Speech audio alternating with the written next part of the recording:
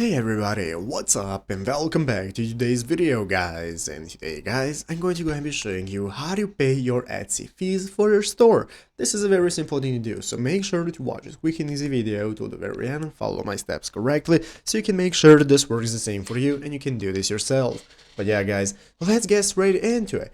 So first things first, we're going to go and be opening up the official Etsy website right here at etsy.com. If you've not already, go ahead and open it up. So once you have opened it up, you'll be greeted by the main page right here. This is going to be the home page from which we can get started. In the upper right corner, we have the option to log in. So if you do not already have an account, what you want to do is go ahead and create an account. And if you have one, just log in normally to your Etsy account. So once you're logged in, now we can get started. So this is going to be our home page from where we can go and manage our store. We can go ahead and access all the products we can see, buy, and so on.